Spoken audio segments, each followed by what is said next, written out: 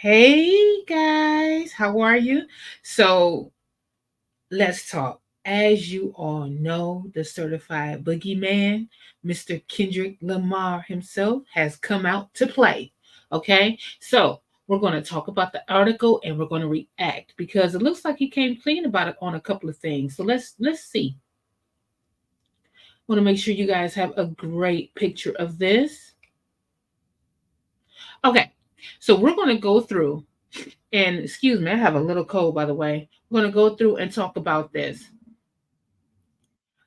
So, what's really cool about this article is that you are actually getting this article via interview by SZA, and of course, the Harper Bazaar's reporter or editor is there, and it's great. Let me just say how much I did like this article because even though this was like a artist interviewing an artist, this was such a cool conversation. It was almost like we were just there, right? And they were just talking, and we just so happened walk by and listen to the conversation. And it's so great because they know each other. They've been friends for years. He was part of TDE before starting his own label, but he's always part of TDE. It doesn't matter. But the cool thing about this that even though this dropped today, it actually started in August. So this whole conversation happened in August after the beef, after the pop out, all of that afterwards, right? So we're going to begin and Kendrick Lamar took some great pictures here from Harper's Bazaar. You excuse the background, they're doing a lot of construction and stuff like that. So if you hear that, I'm sorry. But this is like the fifth time that they actually put a man on alone on Harper's Bazaar, which is of course like a fashion magazine or what have you. And so we're going to pick up right. I'm just scrolling through all of this because they just have the wonderful pictures. He takes some great pictures, by the way. You can tell he was feeling himself. Look at this right here. That if that ain't a straight like 1970s, 80s type thing there, he was really feeling himself with these pictures. You could tell he likes this stuff. Okay. So we start with this. So of course SZA was talking about she shot a movie last night and she was with Cat Williams, and he told her that it looked like she probably have a little bit of mental illness but in a joking way.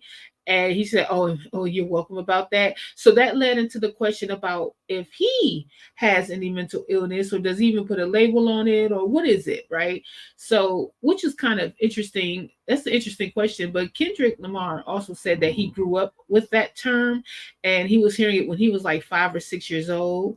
So she asked him, so do you identify with it, but not as it? And he states, my whole thing is it's all experience. I say some shit on a record and I identify with a moment, and then I don't identify with it anymore. That's just growth for me. All of this shit is subjective. And then she said, so it's like giving self therapy. Now that's interesting, the way he talks about how he says some shit on the record and identify with the moment, and then I don't identify with it anymore. So because he uses his music as therapy, you could just imagine like during the beef how he was utilizing that the moment, in the moment, how did he feel in that moment? And it kind of delves into a little bit of my theory here as we go down some. So I'm just going to save it. I'm going to put a pin on it right here and continue on. So when she says this is giving self therapy, he says, I think it's going back to my inner child, right? I was trying to understand myself, trying to find people I could relate to. How to identify myself outside of myself. It sounds crazy to a lot of people. I really can see myself outside of my body. When I do that, I have no judgment towards it. It's too many eyes on me to not remove myself. That shit is scary to anybody else. So then she asks, are you scared? And he states, no, because I've learned that I can't identify with my performances on stage. I can't hold my true whole identity to that person who's on stage. So it's like he separates himself and looks at himself, but he doesn't judge yourself on stage? He says, because if I did, that means I will judge every movement, every time I fuck up a lyric, every time I'm off key. It's too much to deal with. So I have to have a distance between the performer and the person I close my eyes and look at the ceiling with. I had to develop the tough skin at like 16 or 17 years old, not knowing it was not only for my career, but for myself. It's mentally ill for sure. So that's what he's considering what's considered mental illness, like separating his persona on stage, it seems like here, with just the regular person of who he is, right? Very interesting conversation. So then, of course, she mentions it's very honest. Speaking of honest and ego, have you done ayahuasca? So remember in Meet the Grams, he was telling Drake, maybe you need some ayahuasca to cool that out because you've been tripping lately, right? So you would think because he mentioned that that's something that he have done himself, and no, no, he hasn't. No, he has not done it whatsoever. So it's funny how he gives advice on something that he's never taken. So she's very taken aback by it and was like, "What? I wonder how you arriving at all these conclusions. I want to talk to you about your spiritual practices, how many spiritual practices contribute to your day to day." And he says all day, every day, he's on a spiritual journey. So she calls it a all day is ceremony, and he was like, "Ain't no bullshit." He said, so basically, what his spiritual practice is, he prays. That's what he's saying. He said, ain't no bullshit, ain't no cliche, but I literally talk to God. Like it's to a point where I'll be starting to think I'm going crazy, but then he has to remind me, no, this is really me. This is so interesting, right? And then he goes into what happens in his routine. So he starts at my early morning practice is that I have to run. When I start running, that's where I start to understand. There was this threshold of pain in the spirituality for me. I remember my shins was aching and I was like, I got to go one more mile, right? I got one more mile to go. Then I get whispers and downloads and start talking about shit that I want to know about. And next thing I know, I'm 3 miles in, 4 miles in, I wake up and do that shit every day. So SZA says it's a loss of self. You have to break yourself, and he says I have to. She said, "Well, I'm grateful for the God team." Sidebar: what do you feel like your top three contributing factors to self transformation in the last few years have been? And he states the power of honesty and being honest with myself, perspective about the person I'm sitting across from, and learning the vulnerability is not a weakness. The last one probably been one I'm still developing. Very interesting. So he says, which one is the hardest? And he says the last one, which is that vulnerability part. Okay. And she says why, and I think this is really something that's real good. Just a side note here. This conversation is very eye-opening, and it has a lot of layers to it. You have the male woman, excuse me, man woman dynamic. You have the mental health dynamic. You have the honesty about mental health and about the conversation between a man and woman dynamic. It's so many layers. The honesty dynamic is really, really good, right? Because you're also talking about the childhood. Excuse me for a moment.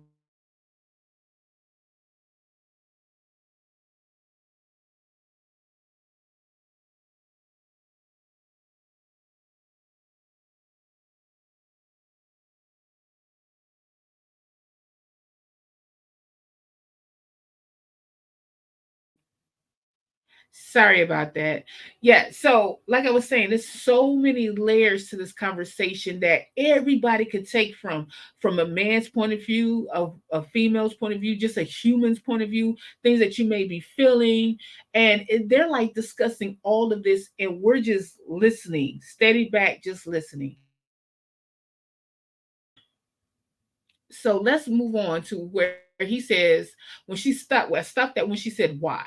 And then he says, well, we talk about our childhood. I hate going back to that. It's traumatizing. That's an important key for grown-ups to go back to their childhood. A lot of us tend to lock our childhood away because it's just too painful. And we're like, well, we're in the present, we're in the now. There's nothing to worry about. I'm just gonna, I'm older now, so there's no excuse. Sometimes I think that we use the childhood thing as an excuse to why you don't want to change your behavior.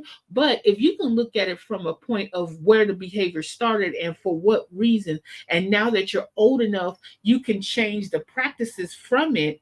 I think that's a good thing. So here he says it's traumatizing. He said, my pops, he was tough. He was militant. As far as every day, you are expected to go to work, take care of your family, get back up, to do it all over again. And that, in his father comes from that era of fathers. My father was like that. He was tough. He was loving though. My father was very loving, but he was tough. And he didn't play. He was a man. You supposed to take care of your household. Period. That's what a man is supposed to do. Ain't no ifs, ain't no ands, ain't no buts. My father always said the two things you can't do is take excuses and make excuses. And to this day, I take no excuses and I make no excuses. So that's that, but that's who he was as a man. Also, to continue, he says, being a man type shit, right? And he never showed no weakness, and that's something else too, especially amongst the I could say other communities, but because I'm black, I'm only going to talk about what I know. Especially amongst the black community, we always have to put on a strong face through everything, and sometimes we use that as our shield, right? Sometimes it can be our superpower. Other times though, it can be our weakness and we're not knowing it yet, right? So when we have that don't show weakness thing, "Yeah, I'm not going to let you see me break," in certain times, that in times of survival, it's a good thing to have. But you wear that chip and you don't know how to take it off because you've been using that to survive for so long. It's almost like a codependency, right? And you don't know how to take it off when it needs to be taken off, right? So that's something that we all need to think about. He also says that he never showed any emotion that could garner a one up from the person sitting across from him. So he's not going to show like that person hurt his feelings, made him cry. Even if it broke him, he's going to stand strong on it. He's going to stand 10 toes down on it regardless. Whatever, you ain't going to see me break. That things like that. And I learned to experience that, not knowing I had them same traits, right? Of course, because it automatically passes down to us because we see that from our parents and we end up getting it as well. But for what I do, there is certainly no growth without vulnerability. If I understood the power of vulnerability earlier, I could have had more depth and more reach to the guys that was around me in the neighborhood coming up. Our parents, they never had these outlets to express themselves the way they wanted to. I've always looked at us as somewhat of a beacon of hope for them. That's interesting. I always wanted to know, how does your mom feel about your self-expression? So he's going to get into that in a minute with SZA, but that's interesting.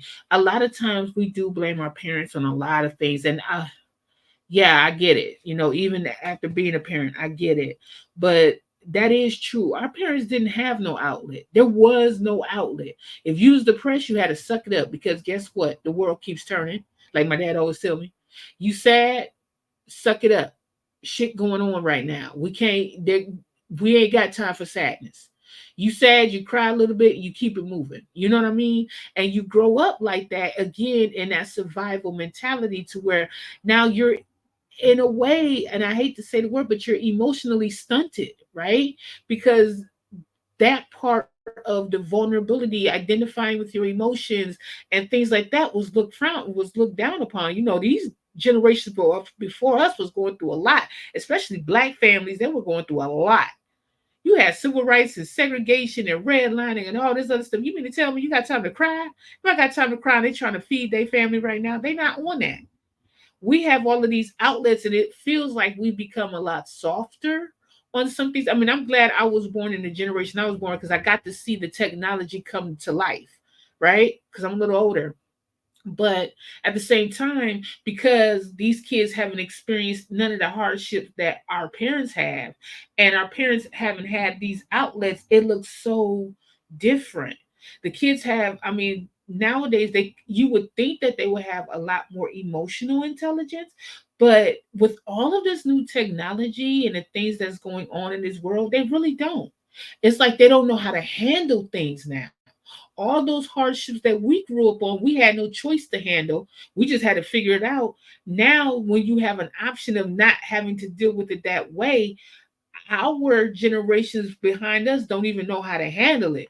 It's like they're a little too sensitive, if you will. And it, but I think that's on us. We have to put that bridge out there. Like there's a time to identify with your feelings, and then there's a time to not use your feelings as a crutch to oh goodness, um stunt stunt your growth, because you need to know how to deal with situations. You need to understand your anger point, you need to understand your sad point, you need to understand your happy point, and you need to know the difference between being happy and joyous.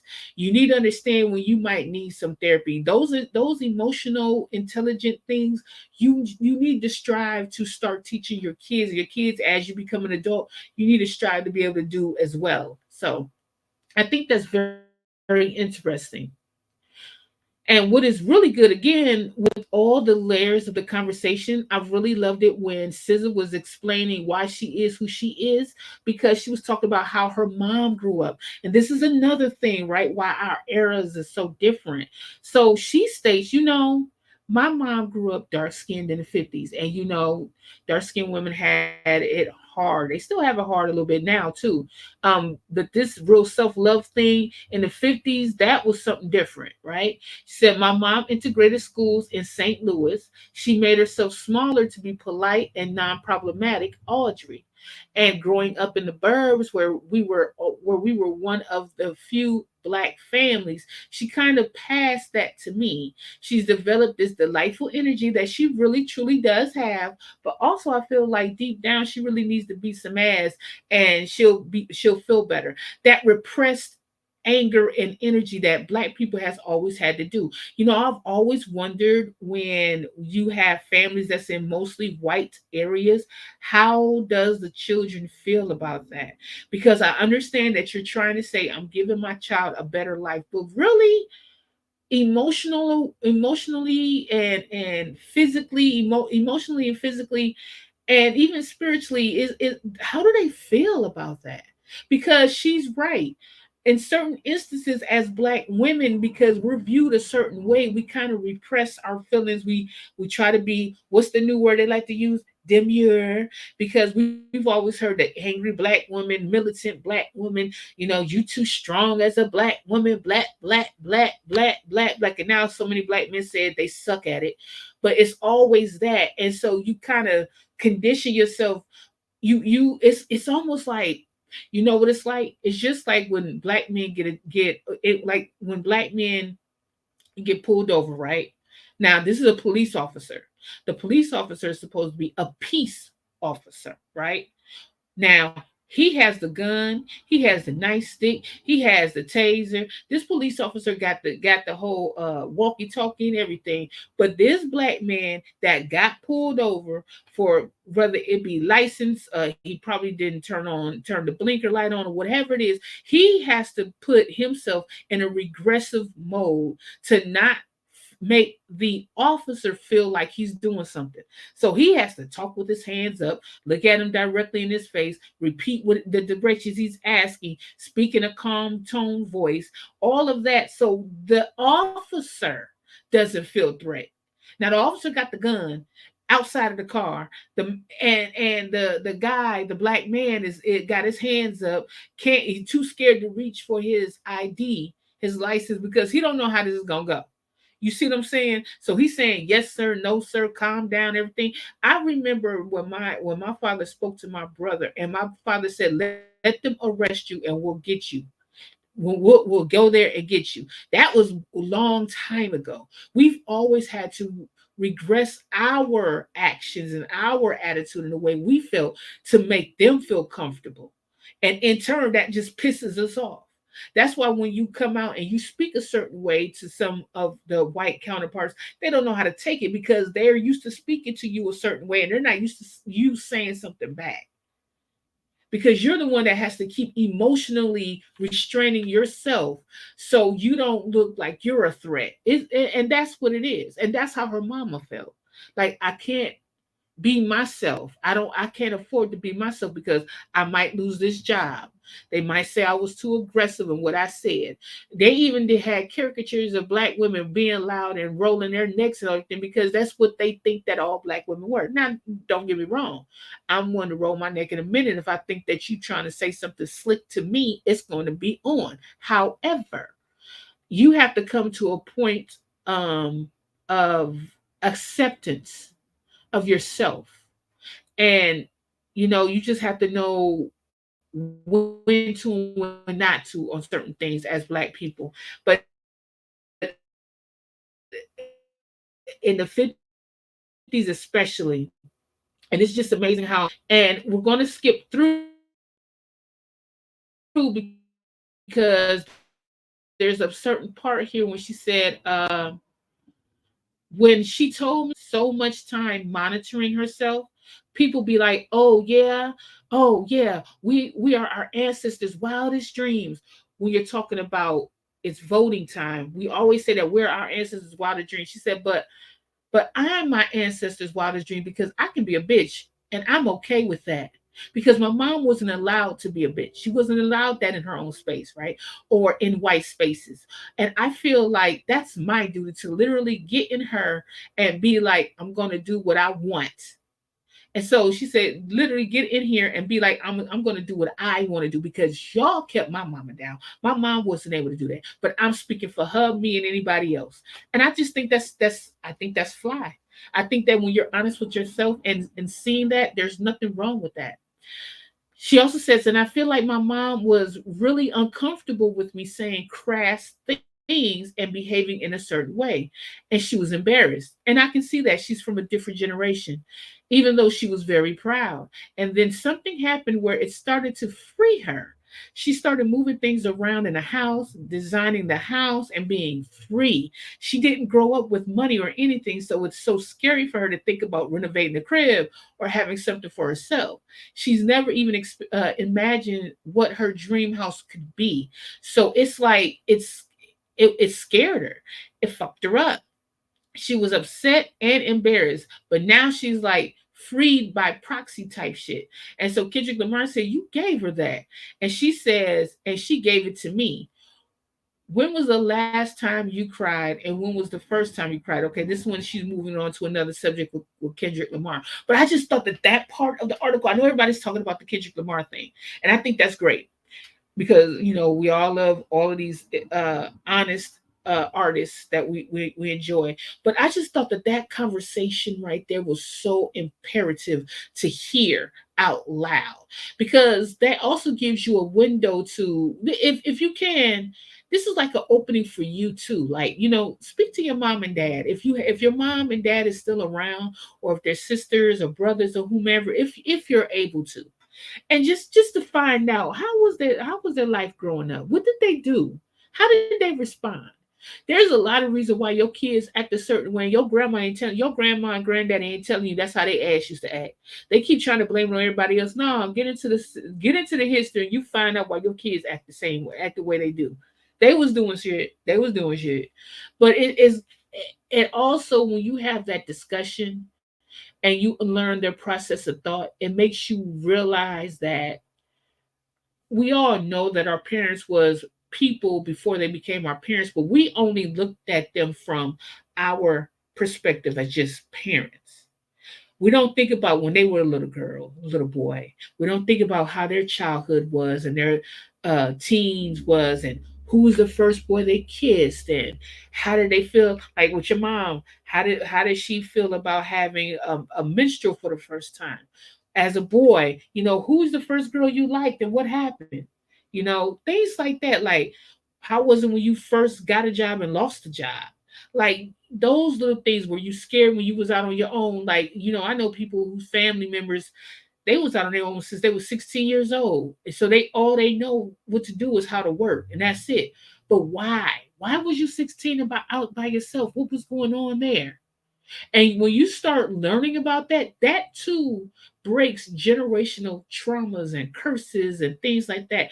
And so I wanted to read that part specifically. And of course, we're going to go through this whole thing here. But I just thought that that was so good, and hopefully people was taken from it like I was taken from it, that this probably is a good way to open up to your parents or even to yourself about certain things in your childhood and what you've been experiencing. So, moving on, she asked him when was the first time he cried and when was the last time he cried. Well, the first time he cried, we know when. We'll get to that in a minute. He said the last time he cried though was "Mother, I Sober," when he said the shit was deep for him. That's that. Now, those of us who listen to Mr. Morale and the Big Steppers, that is an awesome, awesome lived with album. I will admit, if you're especially if you're new to Kendrick, you probably don't want to start with Mr. Morale. You might want to start with his earlier work, Section 80, you overly dedicated, some of his mixtapes, just to see how his style. It's good to have an artist like that. You could actually see how their style started and he evolved to where he's at now. I think that the reason why people are such big fans of Kendrick is because we actually got to see his life all the way through from every album he created. We got to see him evolve. Like I think that's what TDE all the way, because I remember Schoolboy Q when Schoolboy Q now, oh my gosh, versus Schoolboy Q then, and he was dope then. J Rock, Absol, like we got to actually see them evolve. Now, whatever might be personal going on with them lives, of course we don't know about, but just to see them evolve in their artistry is something to be, watched, studied, if you will. So he said that was the last time he cried was "Mother I Sober," and that was a very deep song. For those of you who haven't listened, you should. It was about it's about SA. It's about SA. So just listen to that when you have a chance. If you're not ready for that, or you feel that you might be triggered, you might not want to listen to that right now. But when you do get a chance to, and you're ready to express and let go of that trauma, that might be one of the songs you start with. So she says, would you say you've done more crying recently than you have in your life? He said, now, yeah, I have to. She said, yeah, it's cleansing. Crying isn't a weakness. Crying is a good thing. I'm not a crier. I'm one to tell you, I'm not a crier. Um, when I cry, I get mad. Unless it's something sentimental, when I cry, I get mad. So to me, that's not cleansing. It makes me angry. But maybe being angry for a minute is cleansing. I don't know. I need to delve deeper into that. Um, she says, I cry all the time. I'm gonna cry right now because this is just beautiful. The empath a thing exchange between these two is crazy. Okay, and just another side note, I wonder how the reporter is just sitting there and just watching them. Like, if I was a reporter, I would just click on record and just sit back and drink my coffee and just watch the two of them talk. I imagine that's what this reporter did, because they didn't have to do anything. Only thing they had to do was do a forward to this, and that was it. I'm just gonna listen to y'all talking. When you get done, let me know. I'm gonna go to the bathroom, run a couple of errands. I'll listen to everything on the recording. I'll be right back if need to be. But this conversation looked like it was so good that she probably sat right there with her tea and crumpets or what have you, and was like, "Yeah, I'm going to. This is the easiest day of my life, just listening to them talk." So that's great. Okay, so then Kendrick said the first time he cried, because she reiterated, like, you didn't tell me the first time you cried, which we all know now the first time Kendrick cried was when he was on stage with Dr. Dre, Snoop, and the whole West Coast was out. So, and of course, he was there with Game and them too. And he said that when they was like, "This is the torch that we're handing off." He said, "Dre passed me the torch, and a burst of energy just came out, and I had to let it flow." He said, "My tears is all on the internet," but he loved that moment now. He said, "Now I look back and I love that moment. I love that happened because it showed me in real time expressing myself and seeing all the work that I put forth actually come to life in that moment." That's a blessing. That's a real good blessing, right? To see that and not be ashamed of it. Usually people, especially men, be like, "Man, I hated that all of y'all seen that, and and now it's oh."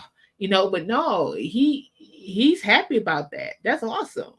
And of course, here comes SZA with that was emotional and pretty. I would love to talk to her. She's like flowers to me. She's like a almost like a black hippie. That's what she reminded me of, free spirit, if you will, right? He said, "Now, what do you want for yourself now? What's your driving force? Do you feel like you've done it all? Do you feel like you now it's all for the plot? Is the plot you?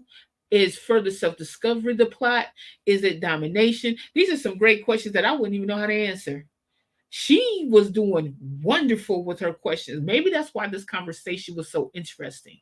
It was just like it was they're talking back and forth. I have a feeling they talk like this a lot.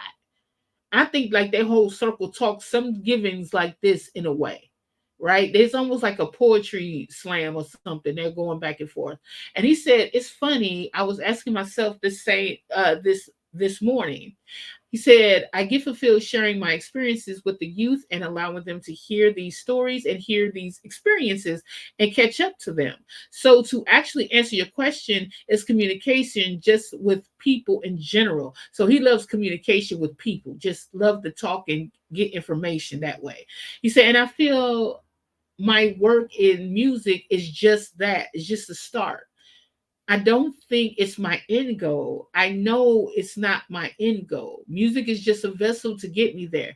So and you know what? That's kind of common with a lot of artists. They'll start off in one type of artistry, and if it's in them, they'll move into a different direction of artistry. Not saying that they'll let that part go, but it ends up evolving into something else.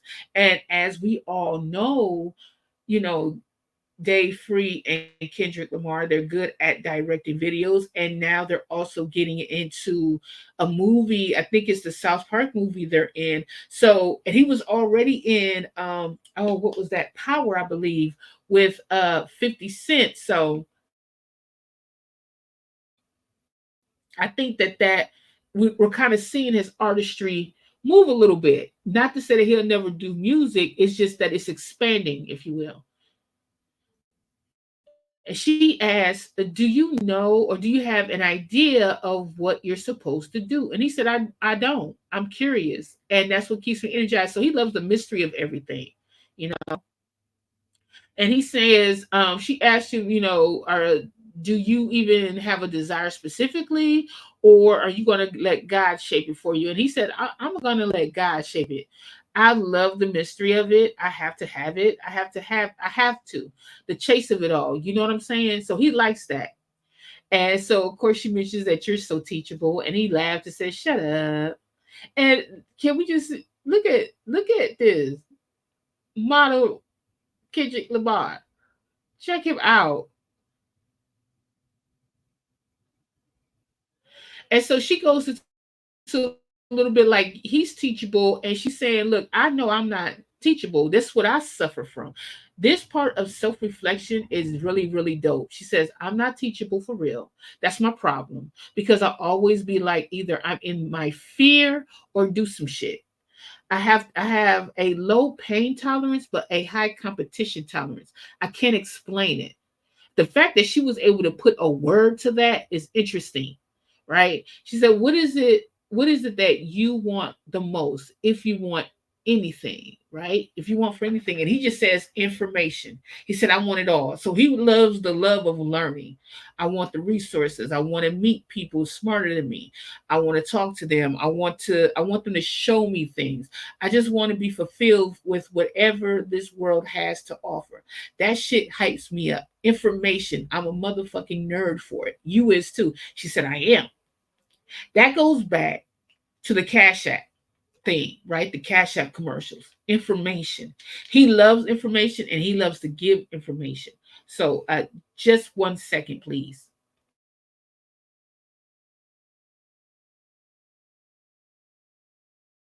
Excuse me, I had to clear my throat there. So, the information with Cash App. Notice during the pop out, and now we're seeing more commercials. He's talking about investments. and investing in yourself and how to invest in your money. Remember that commercial that he had in the pop out? It was I forgot the guy's name, but he's like a billionaire investor, and it was a young kid, right?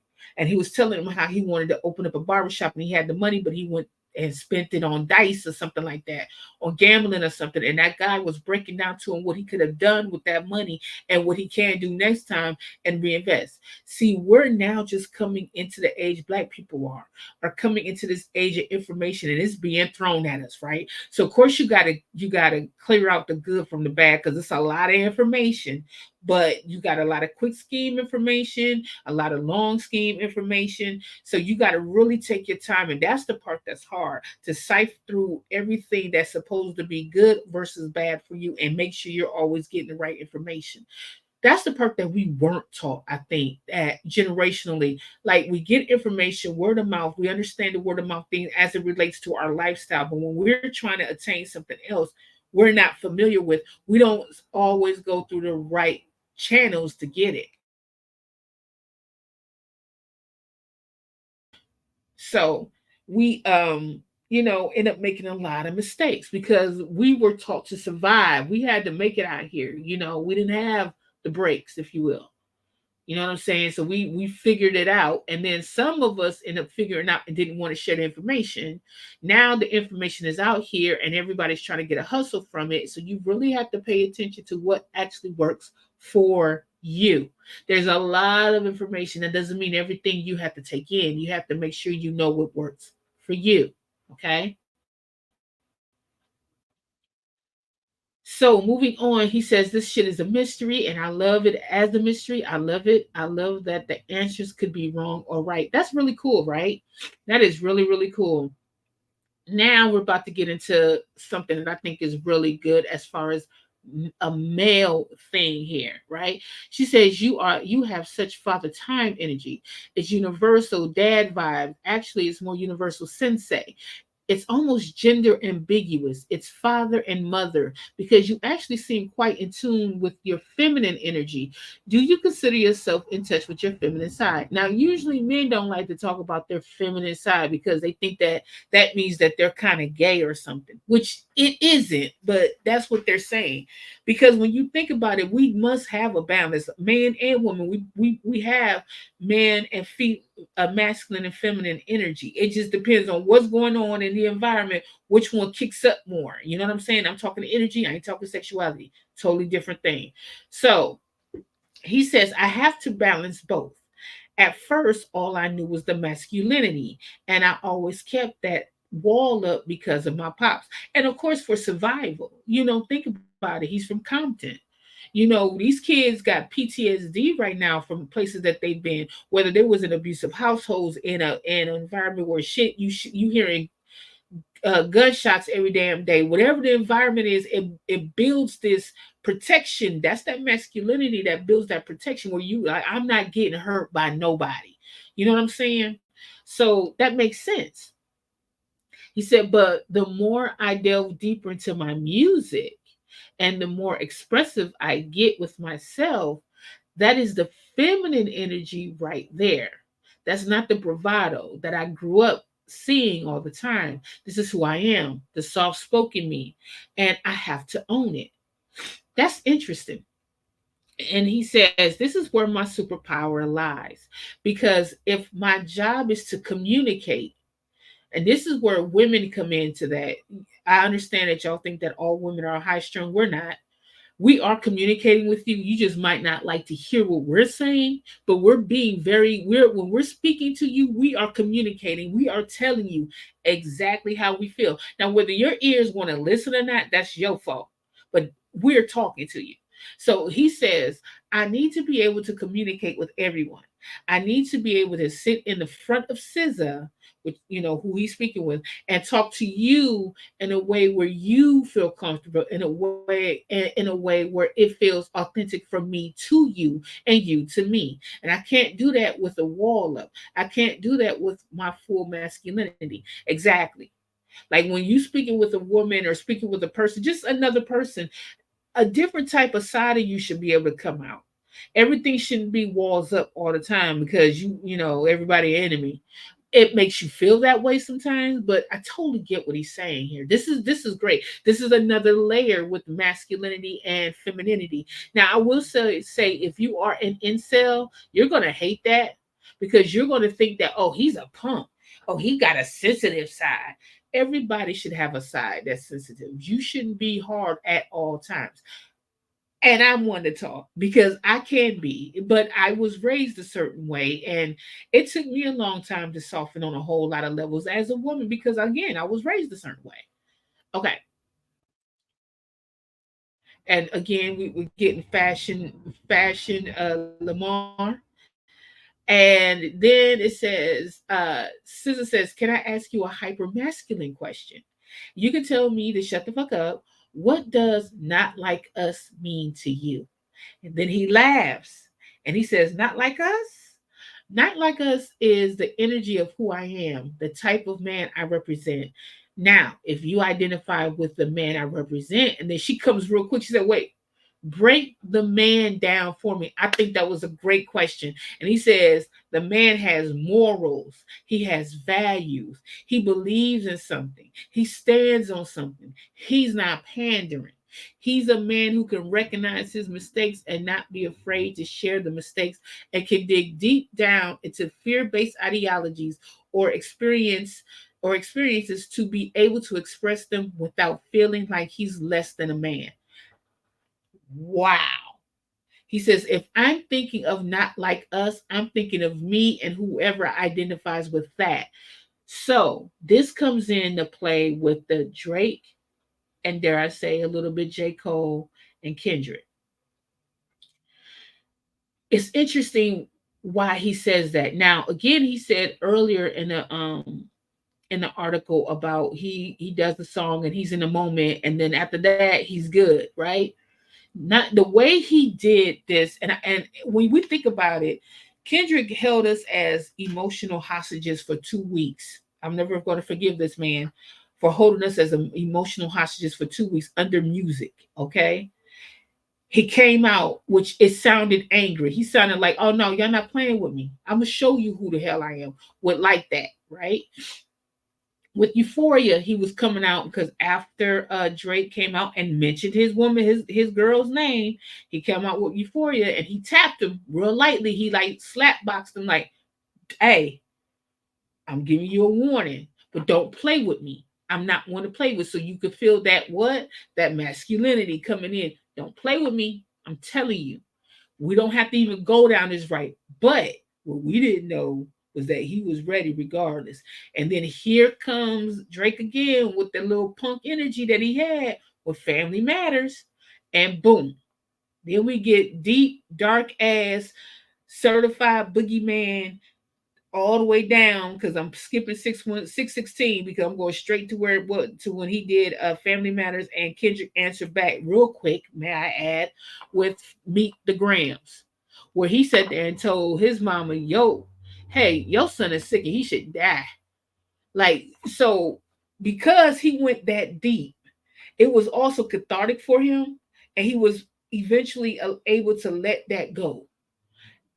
That's some shit. I mean, he did a whole horror movie in our ear, right? And then he's like, "Okay, now I'm good. I had to get that off my chest. I feel better. I'm gonna go eat me some popcorn, drink me some water, probably do a little run, and I'm going to bed." Like, while we're all left emotionally scarred, like, what the hell happened? He's good. He's like, "Oh, it's a beautiful day. Look, the clouds, it's gone. The sun is shining. Yeah, I'm gonna go see what the butterflies is doing." And we're all still under doom and gloom from what the hell he just did. And then the next day, here he comes with "Damn Not Like Us." He was able to change our whole mood throughout the whole beat. That's why Kendrick won.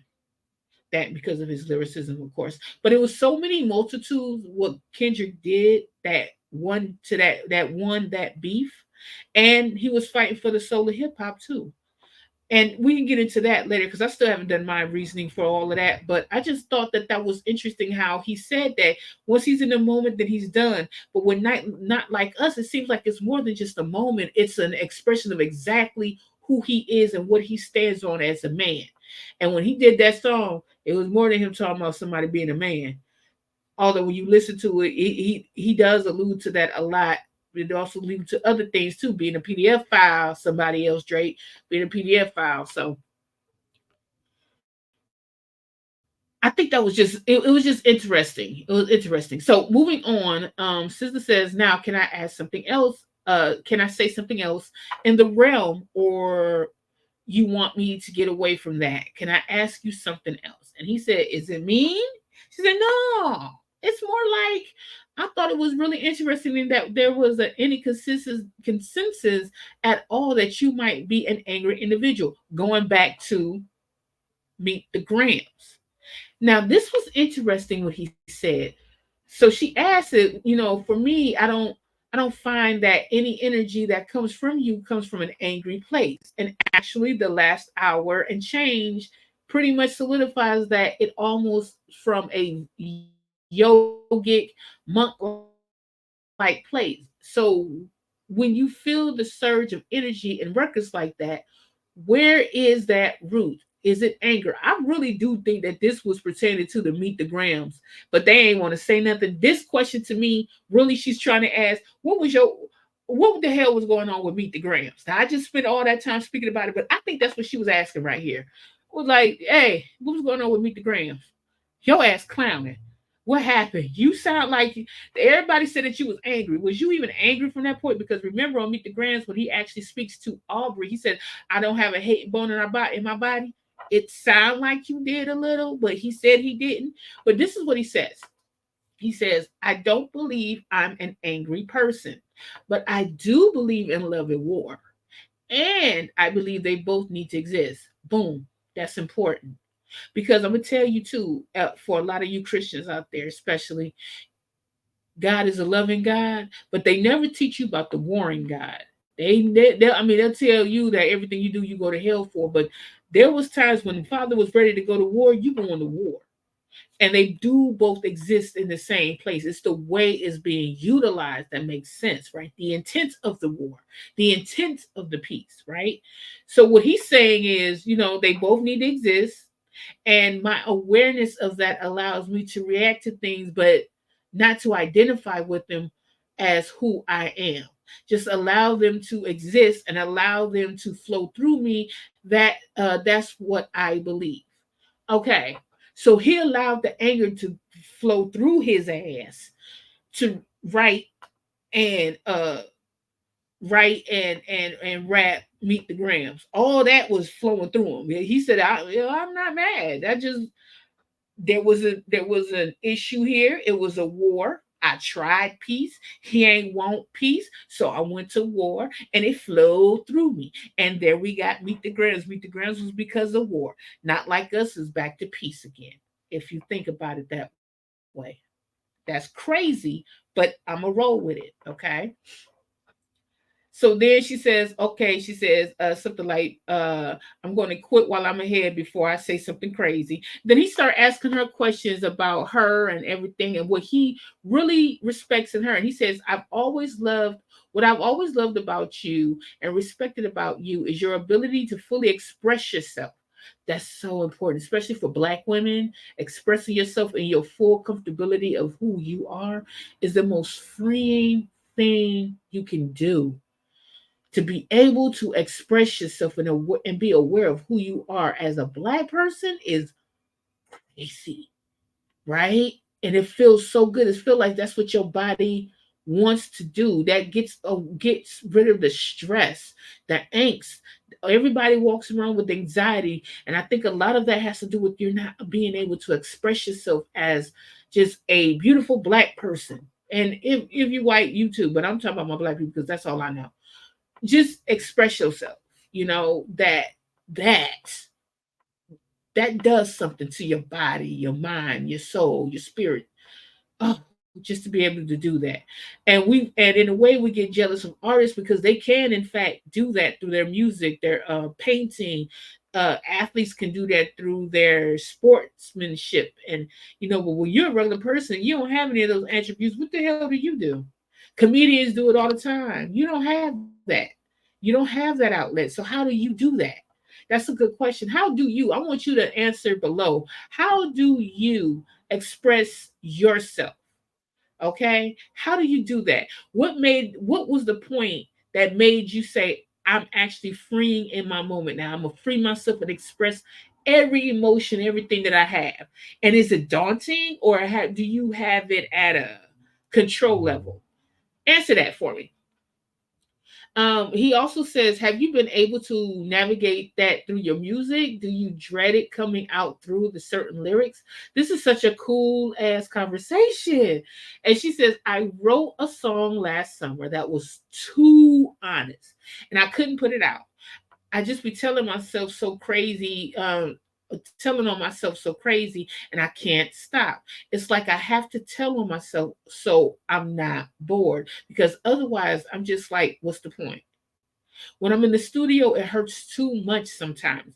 Maybe that's why I tap in and pretend to be other people. That's why I'm pretending to be you, or pretending to be Frank Ocean, or pretending to be Future, because it's easy. It's easier to be me through the eyes that through their eyes than it is to sit with some of the reality, really harsh things that I say about myself to myself. Now, this is the thing: is the harsh things a reality, or is it what you think you are? You think about yourself, because that's when we get into where people feels depressed and want to take that next step of not wanting to be here anymore. So I guess we have to really be aware. There's a good thing of having a self evaluation, but not to the point where you hate yourself. And if you're feeling that feeling, you need to delve into why you think that that's a feeling for you. What's going on there? She says, I guess I want to say nicer things about myself. So I'm like, I guess I shouldn't look through my eyes. I should look through someone else's eyes. But this is the part she said, but when I heard Mr. Morale, I was like, I'm not digging deep enough in my art. I'm running from so many things. So now I'm in my bag. I'm like, okay, I'm codependent. I'm a people pleaser. I'm afraid of all these things. I'm so fucking selfish. All these things I tell myself because I have to strip the ego from the bottom, which is important because I stripped the ego from the top of Meet the Grams. But go ahead. I have to because I'm bored to death with this iteration of myself. Wow.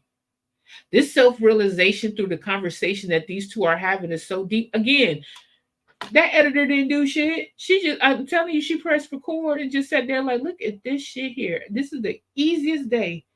I, oh, and I'm quite sure she had a whole lot more. She says, why am I trying not to be so, excuse me, why am I trying to not be human so bad? Because it hurts so damn bad. But that is the job. No matter how many spirits you talk to or any of that. Now, if you're talking to too many spirits, that's probably why your ass is going crazy now. You don't talk to everybody. You just talk to one and you be good. The Holy Spirit will help you out with that. It just doesn't matter. You have to be here. You're going to be in the ether eventually. It's just not now. And I like how he was able to listen to what she says and kind of break it down a little further. He said, see, that's what I'm talking about. I appreciate you. And she says, I'm laughing at myself for crying, but thank you. I appreciate you too. And this is something really important that he said. It's almost like he said it as a big brother to her. Like, I'm proud of you. I'm not only proud of your artistry, I'm proud of you in the sense of carrying and respecting who you are, and being able to go through emotions and aware of it and say, okay, this is me. I can either grow from it or I can put it away and come back to it. And I think that's important. Sometimes you're not ready to confront everything. I think our biggest problem is that we try to, when we start finding this new enlightenment about ourselves, we want to just go ahead and grow from it and learn and tackle it and go through all the stages. And it takes time. So if you're not ready quite yet, you can put it away and come back to it. I'm not saying neglect it. I'm not saying ignore it. I'm just saying that it takes time to get there. Each step takes a little bit of time, and it's okay. Embrace the time, embrace the patience of yourself. It took a long time to get there. It takes a long time to get out of it, you know? This is such an enlightened conversation here. I love this conversation. Okay, then it says, that's what I get from you. I think you got a good sense of it, just knocking out the fear of it all. And she said, I got to do what you're doing. Your philosophy of when it gets too hot, that's when you got to go like closer through it, all the way through until your shins are burning. I want to take it there. And so this is where the article ends. And I must say that this was a great article. It was so good. It was a very good article. It was great hearing from the certified boogeyman, but it was even better seeing the conversation that unfolded from it. This also speaks to how there was a conversation about artists going to journalists and the reason why they don't go to journalists. And there's, if you ever get a chance, go to the Company Man's channel. He is a noted hip hop journalist, very depth with in deep with the culture. Him, Rob Markman, who is another solidified certified journalist, was on there with FD Signifier, Jeremy Heck, who's a journalist off of Up Rocks, which, if I'm not mistaken, the Company Man actually started there and actually started oh gosh, hip hop diagnosis or what have you there, because he used to be like, he was the original breaking down bars, getting people to understand the bars. There was another person. Oh, I hate that I can't remember everybody. I said FD Signifier, Rob Markman, Jeremy Hecht, professor. It was a professor. I hate that I forgot his name. He's a very good guy too. So whoever his whatever his name is, he was a professor, and he kind of uses like French literature, I think, or previous English literature to kind of make you understand the different um vantages or viewpoints of hip hop. Very good. And he does other reactions too, and break down other music as well. Very interesting when he did Drake versus Kendrick. He really went into some of the old like history books of in France and I think Greece and things like that, and really brought to the different conflicts of different periods to make it make sense in a modern day. Really dope, really interesting. Um, but what I liked about it is that you see a lot of these artists that's of Kendrick's caliber, and now they can kind of pick and choose who they want. See, before the record companies would handle that. If you was a hip hop type of group, you had to hit all the hip hop stations and what have you. And then we had the inductions of streamers, and the streamers was making a lot of money. They had a lot of advertising. They have like these big audiences. Like if you see Kai Sinat, there's like 20, maybe 10, 20,000 people in just his chat alone, right?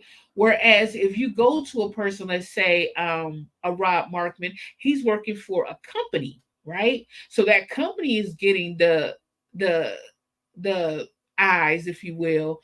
But Rob Markman, the journalist, really isn't. He's getting the eyes from the interview, but it's for on behalf of the company. I think that that's where a lot of the journalists, I think, have kind of lost their gain or lost their footing in music journalism, because I really think, and I was just sitting back, I really think it's because they had to work for a corporation that was into getting these artists, and they knew that they couldn't get these artists like hip hop artists unless they hired a Wayno, a Jinx, a Rob Markman, right? But because they were such the hip hop purist journalists, they never thought about opening up their own channel. And it could have been because it was under contract and they couldn't at that time. See, what you see the internet as now wasn't like that before. You know, it wasn't that type of thing. It was a lot of even YouTube used to be a lot of uploads. It used to just be a lot of uploads. And then all of a sudden, I think in 2009, I think 2008 or 9, that's when we had lives done. But it was a lot of uploads. So YouTube was more of an expansion on your audience, but it was for corporations more so than like the bloggers and stuff. They weren't taken serious. This was just something fun that people did. So when you have an established journalist, like say someone like Rob Markman and Jinx and Wayno and uh Angie Martinez and Sway and Big Tigger and all these people, and they're working for these big corporations that uses the social media platform. You really don't think about having to use it yourself because it's part of your job already, right? Whereas the streamers came out there just by themselves and they built their platforms by themselves and all eyes was on them, right? So now you have these artists that will go to these streamers that don't know anything about hip hop for the most part, don't care. Some of them have some great integrity, what have you, but they go there for the eyes. They don't go there for the knowledge. If you go to Rob Markman, he's going to ask you questions about your album because he's listened to your album, he's broken down your lyrics, he's going to ask you certain controversial questions, but with respect. He's not going to get the gotcha thing.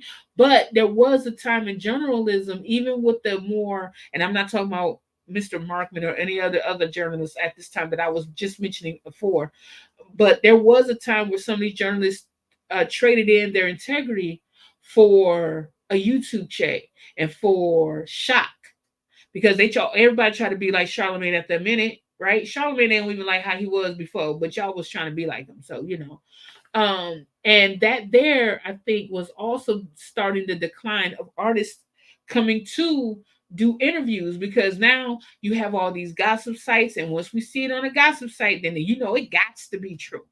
You know what I'm saying? So getting artists to even come to see a journalist that they know won't even tap into that messy side is very hard. So just imagine. So yeah, but then again, there's going to be this frustrations with artists because they're not really getting asked the right questions either. A lot of these streamers, there's a couple of them that's really good that want to talk to you about your music, who you are, what you're about, what blah blah blah. But a lot of these streamers don't care about that stuff. They don't know how to get that fulfilling interview, that real good interview, like that interview with SZA and Kendrick. That interview was fulfilling. There was a lot of layers to that interview. Yes, the big thing about it is certified boogeyman is outside, but as you start reading through that interview, it's like, oh my God, they touched on so many different layers and complexity of just life. And that's what you want. That's what you want. You want the human of the artist there, right? And we don't get that anymore. So anyway, I am done with this as the recording. You have a lovely night. See you later. Bye.